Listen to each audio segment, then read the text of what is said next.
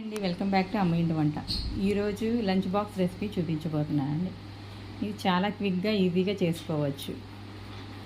ముందుగా నేను రైస్ ఉడికించుకుని పెట్టుకోవాలి. నేను ఆల్రెడీ రైస్ని ఉడికించుకున్నానండి. నెక్స్ట్ ఒక బౌల్ తీసుకుని అందులోని 1/2 కప్ వరకు పెరుగు వేసుకోవాలి. తర్వాత ఒక స్పూన్ సాల్ట్ వేసుకోవాలి. నెక్స్ట్ కొంచెం పసుపు, ఆ తర్వాత 1 టేబుల్ స్పూన్ కారం,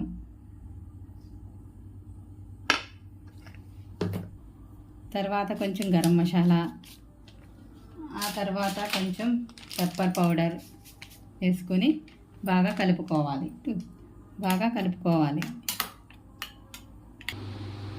తర్వాత స్టవ్ వెలిగించుకొని కళాయి పెట్టుకొని అందులోని కొంచెం ఆయిల్ పోసుకొని వేడి చేసుకోవాలి. ఆయిల్ వీటెక్కిన తర్వాత అందులోని కొంచెం జీలకర్ర, బిర్యానీ ఆకు వేసుకొని కొంచెం బాగా ఫ్రై చేసుకోవాలి. ఆ తర్వాత కొన్ని పచ్చిమిర్చి, ఉల్లిపాయలు వేసుకొని బాగా కలుపుకోవాలి. ఇలా ఇప్పుడు ఉల్లిపాయలు మగ్గిన తర్వాత ఇందులో కొంచెం అల్లం వెల్లుల్లి పేస్ట్ వేసుకొని ఇది కూడా పచ్చివాసన పోయే వరకు కాసేపు మగ్గించుకోవాలి. ఇలా అల్లం వెల్లుల్లి పేస్ట్ వేసి మగ్గించుకున్న తర్వాత మనం ముందుగా కలిపి పెట్టుకున్న పెరుగు మసాలాలన్నీ ఇందులో వేసుకోవాలి. ఇలా వేసుకుని బాగా కలుపుకోవాలి.